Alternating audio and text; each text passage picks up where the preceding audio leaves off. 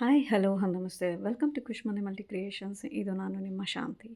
Friends, ಚಳಿಗಾಲದಲ್ಲಿ ದೋಸೆ ಇಡ್ಲಿ ಹುಳಿ ಬರಲ್ಲ ಮತ್ತು ಅದು ಉದುಗ್ ಬರಲ್ಲ, ಎಲ್ಲರಿಗೂ ಕಾಡುವಂಥ ಚಿಂತೆ ಇದು. ನಾವೇನೆಲ್ಲ ಹಾಕಿದ್ರೂ ಹುಳಿ ಬರೋದೇ ಇಲ್ಲ. ಬಟ್ ಏನಪ್ಪ ಅಂತಂದರೆ, ನಾವು ಸೋಡಾ ಬಳಸದೆ ಈನೋ ಬಳಸ್ದೇ ನಮಗೆ ಹುಳಿ ಬರಬೇಕು. ಇದಕ್ಕೆ ಸಂಬಂಧಪಟ್ಟ ಹಾಗೆ ನಾನು ಕೆಲವೊಂದು ನನಗೆ ಗೊತ್ತಿರೋದನ್ನು ಟಿಪ್ಸಾಗಿ ಹೇಳ್ತಾ ಇದ್ದೀನಿ. ಈಗ ನೀವು ನೋಡಿರ್ಬೋದು, ನಾನು ದೋಸೆ ಹಿಟ್ಟನ್ನ ರುಬ್ಬಿಟ್ಕೊಂಡಿದ್ದೀನಿ. ಹಾಗೆ ಮೊದಲನೇ ಟಿಪ್ ಬಂದು ಸ್ವಲ್ಪ ಉಪ್ಪನ್ನ ಹಾಕಿ ನಮ್ಮ ಕೈಯಲ್ಲಿ, ಅಂದರೆ ಸೌಟ್ ಇದೆಯಲ್ಲ, ಸೌಟಲ್ಲಿ ಕಳಿಸೋ ಹಾಗೆಲ್ಲ ಕೈಯಲ್ಲೇ ನಾವು ಚೆನ್ನಾಗಿ ಮಿಕ್ಸ್ ಮಾಡಬೇಕು. ಹೀಗೆ ಯಾಕೆ ಮಾಡಬೇಕು ಅನ್ನೋದಾದರೆ, ನಮ್ಮ ಕೈಯಲ್ಲಿರೋ ಉಷ್ಣಾಂಶ ಅಂದರೆ ಬಾಡಿ ಟೆಂಪ್ರೇಚರು, ಇದನ್ನು ನಮಗೆ ಹುಳಿ ಬರೋದಕ್ಕೆ ಅವಕಾಶ ಇರುತ್ತೆ. ಆದ್ದರಿಂದ ನಾವು ರುಬ್ಬಾದ ಮೇಲೆ ಕೈಯಲ್ಲೇ ಚೆನ್ನಾಗೆ ಮಿಕ್ಸ್ ಮಾಡಬೇಕು. ಮಿಕ್ಸ್ ಮಾಡೋದ್ರಿಂದ ಆ ಬಾಡಿ ಟೆಂಪ್ರೇಚರಿಂದನೂ ನಮಗೆ ಹುಳಿ ಬರೋ ಚಾನ್ಸಸ್ ತುಂಬಾ ಇದೆ. ಎರಡನೇ ಟಿಪ್ ಏನಪ್ಪ ಅಂತಂದರೆ, ಈಗ ನಾನು ಗ್ಯಾಸ್ ಮೇಲೆ ಕುಕ್ಕರ್ ಇಟ್ಕೊತಾ ಇದ್ದೀನಿ. ನೀವು ನೋಡ್ಬೋದು, ಗ್ಯಾಸ್ ಮೇಲೆ ಕುಕ್ಕರ್ ಇಟ್ಕೊಂಡು ಅದನ್ನು ಸ್ವಲ್ಪ ಬಿಸಿ ಮಾಡ್ಕೊತಾ ಇದ್ದೀನಿ. ಅಂದರೆ ಫುಲ್ಲು ಅಲ್ಲ, ಸ್ವಲ್ಪ ಬಿಸಿ ಮಾಡಿಕೊಂಡು ಅದನ್ನು ಆಫ್ ಮಾಡಿಬಿಡ್ತೀನಿ. ಅದು ಆಫ್ ಮಾಡಾದಮೇಲೆ ನಾವು ಏನು ದೋಸೆ ಹಿಟ್ಟಾಗಿರ್ಬೋದು, ಇಲ್ಲ ಇಡ್ಲಿ ಹಿಟ್ಟಾಗಿರ್ಬೋದು, ಇದು ಏನಿದೆಯೋ ಅದನ್ನು ನಾವು ಕುಕ್ಕರಲ್ಲಿಟ್ಟು ಅದಕ್ಕೆ ಒಂದು ಪ್ಲೇಟ್ ಮುಚ್ಚಿ, ಮತ್ತು ಕುಕ್ಕರ್ದು ಏನು ಲಿಡ್ ಇದೆಯೋ ಆ ಲಿಡ್ನ ಕ್ಲೋಸ್ ಮಾಡಿ ಗ್ಯಾಸ್ ಮೇಲೆ ಇಟ್ಬಿಟ್ರೆ ನಮಗೆ ಹುಳಿ ಬರುತ್ತೆ. ಕುಕ್ಕರ್ ಜಾಸ್ತಿ ಬಿಸಿ ಮಾಡಬಾರ್ದು, ಲೈಟಾಗೆ ಬೆಚ್ಚಗೆ ಮಾಡಬೇಕು. ಯಾಕಂದರೆ ಪಾತ್ರೆಗಳೆಲ್ಲ ತಣ್ಣಗಿರುತ್ತಲ್ಲ, ಆದ್ದರಿಂದ. ಈಗ ಮೂರನೇ ಟಿಪ್ ಏನಪ್ಪ ಅಂತಂದರೆ, ನಾವು ತವ ಯೂಸ್ ಮಾಡ್ತೀವಲ್ಲ, ಈಗ ಒಬ್ಬೊಬ್ಬರಿಗೆ ಚಿಕ್ಕ ಕುಕ್ಕರ್ ಇರುತ್ತೆ, ಪಾತ್ರೆ ಇಡೋಕ್ಕಾಗಲ್ಲ. ಸೊ ಆ ಟೈಮಲ್ಲಿದ್ದಾಗ, ನಾವು ಆ ಥರ ಇದ್ದಾಗ ಈ ಥರ ಥರ್ಡ್ ಆಪ್ಷನ್ ಆಗಿ ನಾನು ಇಲ್ಲಿ ಇದನ್ನು ತೋರಿಸ್ತಾ ಇದ್ದೀನಿ.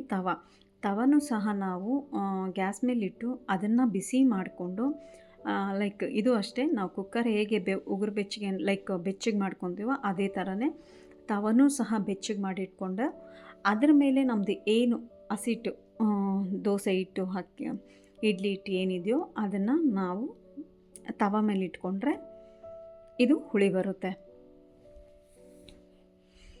ಏಕೆಂತಂದರೆ ನಾವು ಎಲ್ಲ ಸ್ಲ್ಯಾಬ್ ಎಲ್ಲ ಬಂದು ಕೋಲ್ಡೇ ಆಗಿರುತ್ತೆ. ಆದ್ದರಿಂದ ಮತ್ತು ಆ ಪಾತ್ರೆ ಮೇಲೆ ಏನಾದರೂ ಭಾರ ಇರೋ ಅಂಥದ್ದನ್ನು ಇಟ್ಬಿಡಿ. ಇಟ್ಟಾಗ ನಮಗೆ ಹುಳಿ ಬರೋ ಚಾನ್ಸಸ್ಸು ಮ್ಯಾಕ್ಸಿಮಮ್ ಬರುತ್ತೆ ಕೂಡ. ಟ್ರೈ ಮಾಡಿ.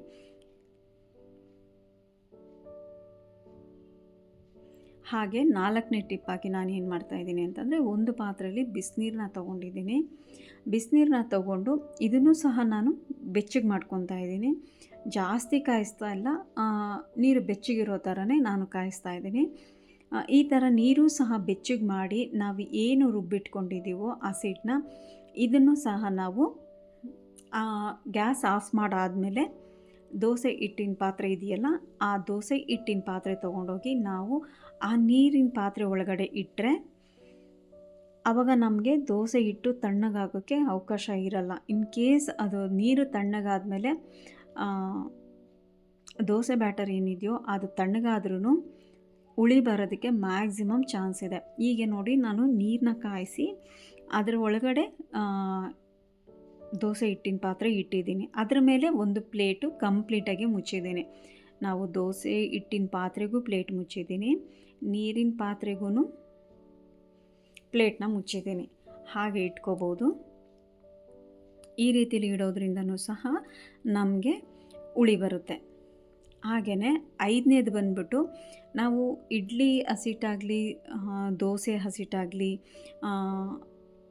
ಏನು ರುಬ್ಬಿಟ್ಕೊಂಡಿರ್ತೀವೋ ಹಿಟ್ಟು, ಅದಕ್ಕೆ ಕಂಪ್ಲೀಟಾಗಿ ಎಲ್ಲೂ ಗಾಳಿ ಹೋಗದೆ ಇರೋ ಥರ ಒಂದು ಬಟ್ಟೆ ಕಟ್ಟಿಬಿಟ್ರೆ ಅಲ್ಲಿ ಗಾಳಿ ಹೋಗೋ ಚಾನ್ಸಸ್ ಇರಲ್ಲ. ಮತ್ತು ಅದ್ರ ಮೇಲೆ ಭಾರದ್ದು ಒಂದು ಏನಾದರೂ ಇಟ್ಬಿಟ್ಟು, ಮತ್ತು ಅದರ ಕೆಳಗಡೆ ಒಂದು ಪ್ಲೇಟ್ ಇಟ್ಟರೂ ಹುಳಿ ಬರೋ ಚಾನ್ಸಸ್ ಇರುತ್ತೆ.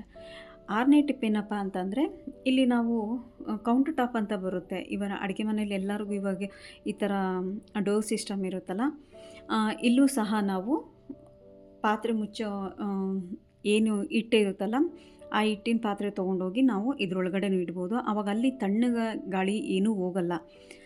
ಇನ್ ಕೇಸ್ ನೀವೇನಾದರೂ ಇಲ್ಲಿ ಇಟ್ಕೊತೀನಿ ಅಂದರೆ ಕೌಂಟರ್ ಟಾಪಲ್ಲಿ ಅದನ್ನು ಫಸ್ಟೇ ಚೆಕ್ ಮಾಡ್ಕೊಳ್ಳಿ. ಅಲ್ಲಿ ಲಿಸರ್ಡ್ ಬರಲ್ಲ, ಕಾಕ್ರೋಚಸ್ ಬರಲ್ಲ ಅನ್ನೋದಾದರೆ ಮಾತ್ರನೇ ಅಲ್ಲಿಟ್ಕೊಳ್ಳಿ. ಅದೆಲ್ಲ ಏನಾದರೂ ಇದ್ದರೆ ದಯವಿಟ್ಟು ಅಲ್ಲಿ ಇಡಬೇಡಿ. ಮತ್ತು ನೋಡ್ಬೋದು, ನಾನು ಇಡೀ ರಾತ್ರಿ ನೆನೆಸಿಟ್ಟಿದ ಮೇಲೆ ಬಿಸಿನೀರಲ್ಲಿಟ್ಟು ನಾನು ನೆನೆಸಿದ್ದೆ, ಚೆನ್ನಾಗಿ ಹುಳಿ ಬಂದಿದೆ. ಬಟ್ ಇಲ್ಲಿ ಯಾವುದೇ ರೀತಿ ನಾನು ಈನೋ ಬಳಸಿಲ್ಲ, ಸೋಡಾ ಬಳಸಿಲ್ಲ. ಮಾಮೂಲಿಯಾಗೇ ನಾವು ರೆಗ್ಯುಲರಾಗಿ ಹೇಗೆ ಹುಳಿ ಬರುತ್ತೋ ಹಾಗೇ ಹುಳಿ ಬಂದಿದೆ. ಕಂಪ್ಲೀಟಾಗಿ ಚೆನ್ನಾಗಿ ಬಂದಿದೆ. ಇವನ್ ದೋಸೆ ಸಹ ಅಷ್ಟೇ ನೀಟಾಗಿ ಬರುತ್ತೆ. ಬೇಕಂತಂದರೆ ಈ ಟಿಪ್ಸು ನಿಮ್ಗೆ ಇಷ್ಟ ಆಗಿದರೆ ದಯವಿಟ್ಟು ಟ್ರೈ ಮಾಡಿ. ಈಗ ನಾನು ಇದಕ್ಕೆ ಕ್ಯಾಪ್ಸಿಕಮ್ ಕರಿ ಅಂತ ನಾನು ಮಾಡ್ಕೊಂಡಿದ್ದೀನಿ. ಬಟಾಣಿ ಮತ್ತು ಕ್ಯಾಪ್ಸಿಕಮ್ ಹಾಕಿ ಕರಿ ಮಾಡ್ಕೊಂಡಿದ್ದೀನಿ. ನಿಮಗೇನಾದರೂ ಈ ವಿಡಿಯೋ ಕ್ಯಾಪ್ಸಿಕಮ್ ಕರಿ ಬೇಕು ಅನ್ನೋದಾದರೆ ನಮ್ಮ ಚಾನಲಲ್ಲೇ ಅಪ್ಲೋಡ್ ಮಾಡಿದ್ದೀವಿ. ಬೇಕು ಅಂತಂದರೆ ನೀವು ನಮ್ಮ ಚಾನಲಲ್ಲಿ ಹೋಗಿ ವಿಸಿಟ್ ಮಾಡ್ಬೋದು, ಕ್ಯಾಪ್ಸಿಕಮ್ ಕರಿ ಅಂತ. ಈಗ ನೋಡ್ಬೋದು, ನಾನು ಒಂದು ಚಿಕ್ಕ ಪಾತ್ರೆಗೆ ದೋಸೆ ಹಿಟ್ಟು ಹಾಕ್ಕೊಂಡಿದ್ದೀನಿ. ಇದಾಕ್ಕೊಂಡು ಉಪ್ಪು ಮತ್ತು ಸಕ್ಕರೆ, ನೀವು ದೋಸೆ ಬಳಸೋದಾದರೆ ಸಕ್ಕರೆನ ಬಳಸಿ, ತುಂಬಾ ಟೇಸ್ಟ್ ಚೆನ್ನಾಗಿ ಬರುತ್ತೆ. ಈಗ ಇಲ್ಲಿ ನಾನು ಉಪ್ಪು ಮತ್ತು ಸಕ್ಕರೆ ಎರಡೂ ಹಾಕ್ಕೊಂಡಿದ್ದೀನಿ. ರಾತ್ರಿಯೇ ಸ್ವಲ್ಪ ಹಾಕಿಟ್ಟಿದ್ದೆ, ಬಟ್ ಈಗ ಬೆಳಗ್ಗೆ ಇನ್ನೂ ಸ್ವಲ್ಪ ಹಾಕ್ಕೊತಾ ಇದ್ದೀನಿ, ಯಾಕಂದರೆ ಫುಲ್ಲು ರಾತ್ರಿ ಹಾಕಿರಲಿಲ್ಲ. ಆದ್ದರಿಂದ ಈಗ ಸ್ವಲ್ಪ ಹಾಕ್ಕೊಂಡಿದ್ದೀನಿ, ಮತ್ತು ಜೊತೆಗೆ ಶುಗರು ಹಾಕ್ಕೊಂಡಿದ್ದೀನಿ. ಹೀಗೆ ಹಾಕ್ಕೊಂಡ್ಮೇಲೆ ಚೆನ್ನಾಗಿ ಮಿಕ್ಸ್ ಮಾಡ್ಕೊಳ್ಳಿ. ಚೆನ್ನಾಗಿ ಮಿಕ್ಸ್ ಮಾಡಿಕೊಂಡು ಹಾಗೆ ತವ ಬಿಸಿ ಮಾಡಬೇಕಾದ್ರೆ ನಾವು ಯಾವಾಗಲೂ ಹೈ ಫ್ಲೇಮಲ್ಲಿ ಇಡಬಾರ್ದು, ಲೋ ಫ್ಲೇಮಲ್ಲಿ ಇಟ್ಕೊಂಡು ದೋಸೆ ಹಾಕೋದ್ರಿಂದ ದೋಸೆ ತುಂಬಾ ಚೆನ್ನಾಗಿರುತ್ತೆ. ಲೈಕ್ ಮಸಾಲೆ ದೋಸೆ ಥರ ಬರುತ್ತೆ. ಅದರಲ್ಲೂ ಫಸ್ಟ್ ದೋಸೆ ಇನ್ನೂ ಚೆನ್ನಾಗಿ ಬರುತ್ತೆ. ನಾನ್ ಸ್ಟಿಕ್ ಪ್ಯಾನ್ಗಳಲ್ಲೆಲ್ಲ ತವ ಏನಿರುತ್ತೋ ಆ ತವದಲ್ಲಿ ಬರುತ್ತೆ. ನೋಡ್ಬೋದು, ಈಗ ನಾನು ದೋಸೆ ಹಾಕ್ತಾಯಿದ್ದೀನಿ. ಎಷ್ಟು ಚೆನ್ನಾಗಿ ಬರುತ್ತೆ, ಹುಳಿ ಬಂದಿದೆ.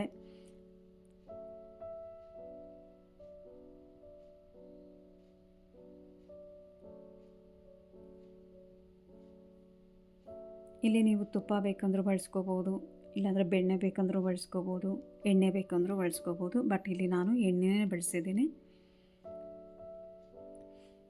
ಈಗ ಇದು ದೋಸೆ ಆಗಿದೆ, ನೋಡೋಣ ಹೇಗೆ ಬಂದಿದೆ ಅಂತ.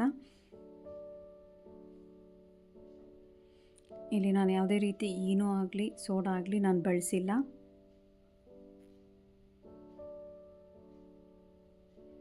ಇವನ್ ನೀವು ದೋಸೆ ಬ್ಯಾಟರ್ಗೂ ಇದೇ ಮಾಡ್ಕೊಬೋದು, ಈ ಟಿಪ್ಸೇ ಫಾಲೋ ಮಾಡ್ಬೋದು.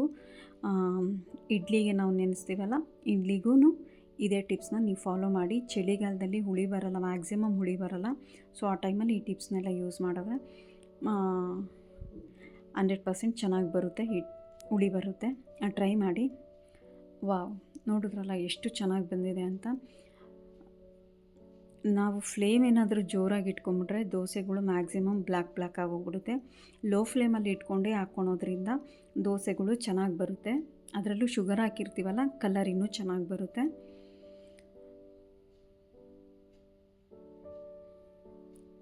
ಈಗ ನಾನು ಇದನ್ನು ಒಂದು ಪ್ಲೇಟಿಗೆ ಸರ್ವ್ ಮಾಡ್ಕೊತಾ ಇದ್ದೀನಿ.